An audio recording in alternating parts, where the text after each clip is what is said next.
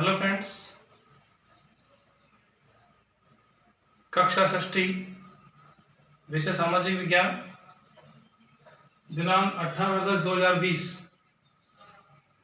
पाठ 3 आरंभिक नगर, इसका पार्ट 4 चौथा वीडियो आज जारी कर रहे हैं। हमने इससे पहले आरंभिक नगर के अंतर्गत हमने कई बिंदुओं का अध्ययन किया। आज हम इसके भोजन और हड़प्पा कालीन सभ्यता संस्कृति के नगर कहाँ कहाँ थे उनके बारे में जानकारी प्राप्त करेंगे कि हड़प्पा काल के समय लोग क्या व्यवसाय करते थे, खेती कैसे करते थे, क्या खाते थे, कौन सा अनाज खाते थे, वो सारी जानकारी हम प्राप्त करेंगे।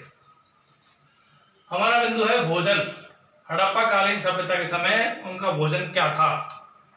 तो गांव के लोग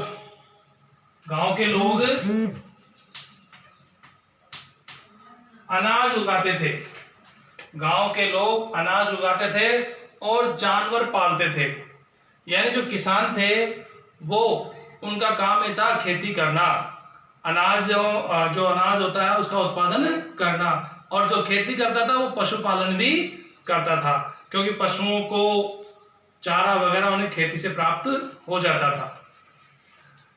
ये किसान नगरों में रहने वाले लोगों को अनाज उपलब्ध करवाते थे।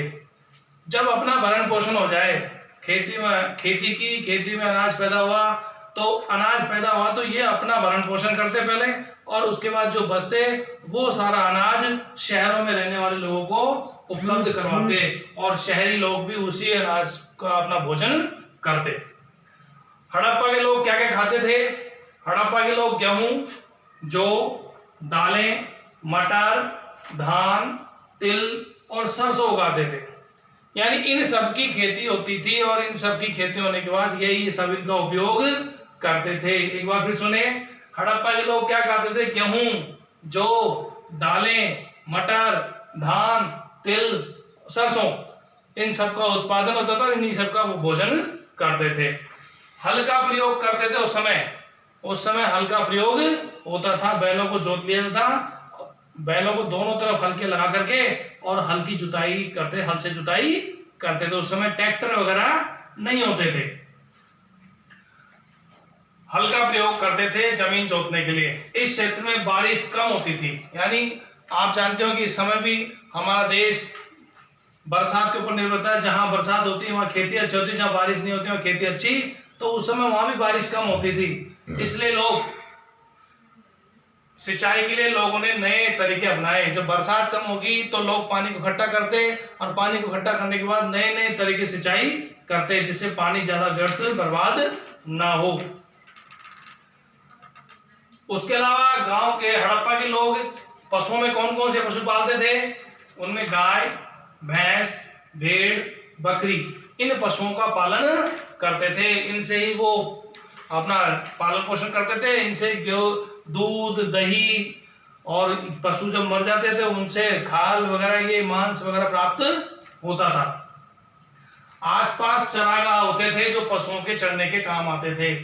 जहां किसी की जमीन नहीं होती है, सरकारी जमीन होती है, वहां पर खेती घास उग जाती है, तो उस पर आसपास के सभी लोग वहां पर अपने पशुओं को चरने के लिए छोड़ देते थे। उसे कहते हैं चरागाह। उसे क्या कहते हैं? चरागाह, जो सबके काम आए। सूखे के समय ये लोग अपने पशुओं को लेकर चारे पानी की तलाश में दूर दूर तक चले जाते थे। जब लगता है कि सूखा पड़ गया, पानी नहीं है, तो अपने पशुओं को साथ में लेकर के जहां भी चारा और पानी मिलता वहीं पर ये दूर दूर तक निकल जाते थे। और वापस जब अपने क्षेत्र में बरसात होती तो ये लोग वापस अपने क्षेत्र में आ जाते थे। तो ये था इनका भोजन का, कि किस तरह अपने भोजन करते थे, किस तरह लोग अपने पशुओं का खाना का ध्यान रखते थे, और कौन कौन सी फसलें उगाते थे जो सभी लोग उनको भोजन में काम में लेते थे। दूसरा बिंदु आता है हमारा गुजरात में हड़प्पा कालीन नगर। गुजरात में हड़प्पा कालीन नगर, ये दूसरा बिंदु हमारा गुजरात में हड़प्पा कालीन नगर। गुजरात में उस समय कौन कौन से नगर थे? तो पहला आता है कच्छ के इलाके में खादिर बैत के किनारे। कच्छ के इलाके में खादिर बैत के किनारे धोलावीरा नगर बसा था। कौन सा नगर बसा था? धोलावीरा नगर बसा था। वहां साफ पानी मिलता था। वहां कैसा पानी मिलता था? साफ। धोलावीरा नगर को 3 भागों में बांटा गया था। जो नगर था उसको 3 भागों में टुकड़ा किया गया था। आपको पहले बताया कि नगरों में पूर्वी नगर अलग, पश्चिमी नगर अलग, कोई नगर दुर्ग कहलाता था, कोई निचला नगर कहलाता था। उस समय इसको 3 भागों में बांटा गया था। अंदर जाने के लिए बड़े बड़े प्रवेश द्वार होते।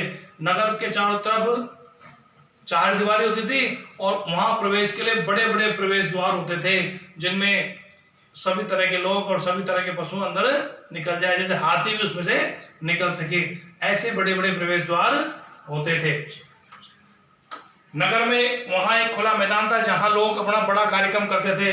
धौलावीरा में एक बहुत बड़ा खुला मैदान था जहां सामूहिक रूप से लोग अपना कोई कार्यक्रम, जश्न मनाते थे, कोई भी कार्यक्रम करते थे तो सामूहिक कार्यक्रम वहां करते थे।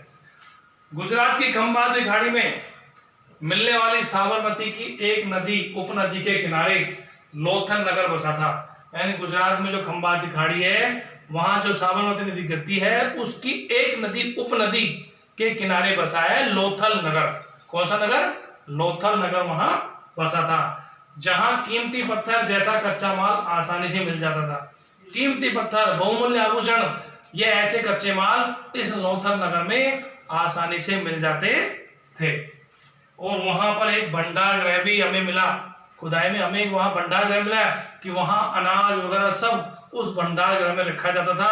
आपत्ति काल या विपत्ति के समय या सूखे के समय पूरी नगर की प्रजा या पूरे क्षेत्र को उस चीज से उन सब की आपूर्ति हो जाती थी, उनको भोजन उपलब्ध हो जाता था। तो इस प्रकार आज हमारे 2 बिंदु रहे, एक तो भोजन हड़प्पाकालीन सभ्यता का और दूसरा गुजरात में हड़प्पाकालीन नगर कौन कौन से थे और वहां लोग कैसे कैसे कार्य करते थे। इसके अगले वीडियो में फिर मिलेंगे।